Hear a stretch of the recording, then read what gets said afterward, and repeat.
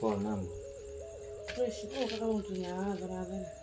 Naanza mahusiano yetu mpenzi wangu.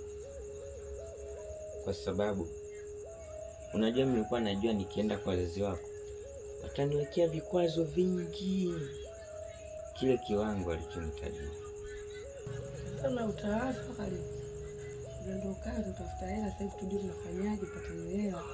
Unakuwa na siku za kwenda. Mwisho wake Mimi na wewe ndo tujadili sasa tunafanyaje. Kwa sababu pesa sina. Ndio maana nawaza hapo utafute njia kupata hizo hela. Ili mambo yatakuwa sawa. Mimi nimekuelewa. Lakini kumbuka kila kitu kinaanzia kwenye akili, ndio maana nawaza.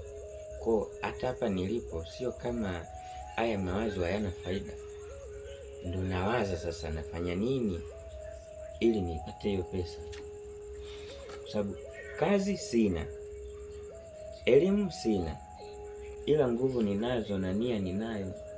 Yaani uzuri wa pesa inapatikana kwenye engo nyingi. Ila sasa mimi nachagua engo salama. Ndio maana nawaza pesa niliyotajiwa, kama unavyojua, 2,000,000 ni pesa ya kawaida sana. Kwa sababu ukiangalia wewe ni msichana binti mzuri, kwa kiwango nilichotajiwa, kwa jinsi ulivyo wewe, uwepo wako, ni pesa ndogo sana. Lakini kutokana na umaskini wangu, hii pesa ni nyingi sana. Mimi na wewe tujitahidi. Ndio siku zao zitaje wazazi wangu kwamba hizo siku zikifika na hiyo hela imeshafika, tutaangalia. Kama imefika tutapelekea tu na tutafuta njia nyingine ya kufanya. Maana huwezi kuforce. Na sasa ile kama unavyoiona. Umenipa mawazo mapya.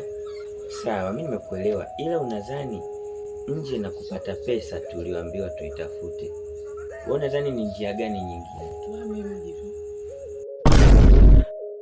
Mafika hapa tunaona hivi nao kilezi kwa nyingi bote wa tukae mbali nao. Tutapata kwa miaka 2 mitatu. Maana ukisema ndio mwaka mmoja kupata uongo.